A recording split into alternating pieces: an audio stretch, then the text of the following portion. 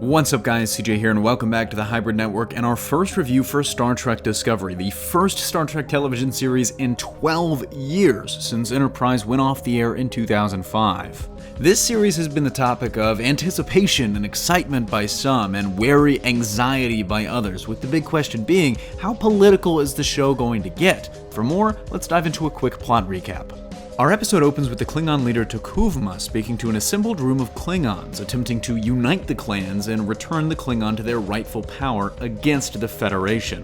We quickly move to Burnham and Captain Georgiou, walking through a desert on an alien planet on a mission to covertly save the native species' water supply. The chemistry between the two is really apparent right from the get-go, and you can tell they've been serving together for 7 years.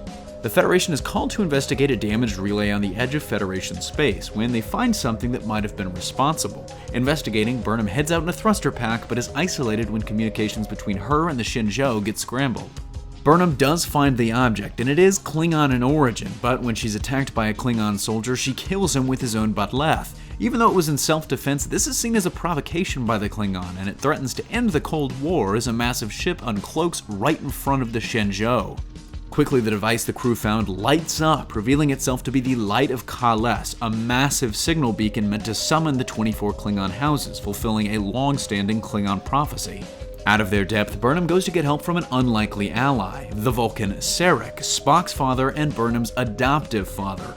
Taking his advice, Burnham recommends a full-scale assault on the Klingon vessel, saying hello in a language the aliens would understand. Georgiou shoots the plan down, but Burnham goes rogue, giving her the old neck pinch and actively trying to start a mutiny. Before she can give the order though, the captain recovers and orders Burnham to stand down, before dozens of Klingon vessels drop out of warp, surrounding the Federation ship. That's literally where our first episode ends, and I've gotta say, wow. I mean, if you watched our videos on Discovery, you know I was a little hesitant about this series. I don't think the trailers did a good job selling it at all, and ultimately, this first episode is a great start to the show. Discovery feels big, it feels cinematic. Most importantly, it feels at home in the Star Trek universe, and maybe the biggest challenge the series was going to have to overcome was meeting fan expectations visually, which this series does with flying colors. And don't get me started on that intro. I mean, I'm pretty sure I'm gonna get chills from it every week. Don't get me wrong, the show's not perfect. There are some moments where the CG is a little dodgy, and sometimes the script feels a little wooden, especially in the case of Burnham, although it's unclear whether or not that's because she was raised by the Vulcans and it's intentionally kind of stoogey and stiff, or something else. I mean, if it continues, we should have a good idea after a few episodes. Longtime fans of the series especially should love all the Easter eggs and references. I mean, Ka'less gets a shout out more than a few times. Georgiou frequently refers to Burnham as number one and Lieutenant Saru as Mr. Saru. There's the neck pinch. All of these things, it just really feels like it gels well with the Star Trek canon.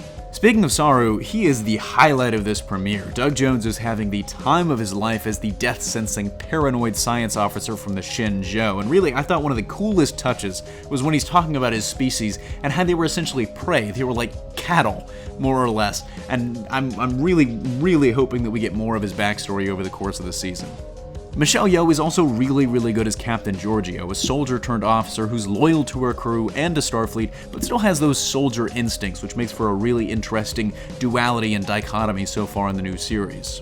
But honestly, maybe my favorite thing about this episode is the Klingon story, as we get an inside look into their culture and thinking like never before. I mean, save for some of the greatest episodes of The Next Generation, in my opinion, Chris Obi just really shines as this fanatic General T'Kuvma, and I really can't wait for more of their story as well. For all the talk and fear about the show being too political or too liberal, fears that it was going to be too SJW were completely unfounded. I mean, there was never really a point where I felt the series was anything more than just Star Trek. Overall, I'll give Star Trek Discovery Episode 1, The Vulcan Hello, an 8.5 out of 10. Personally, I really enjoyed it, and I'm definitely going to be tuning into Episode 2 later tonight on All Access. Let me know what you thought of the premiere in the comments section down below if you've had a chance to check it out. As always, don't forget to smash that like if you like what you saw, subscribe for more great content every single day, and be sure to check out our website, www.hybridnetworkyt.com. Recently, Hybrid Network has also revamped its Patreon, and we're really working on getting more exclusive content up for people who support us over there. So if you really enjoy our channel and our videos, and you want to support us additionally more than just by watching our stuff, please feel free to check it out and donate so we can keep bringing you the best content possible.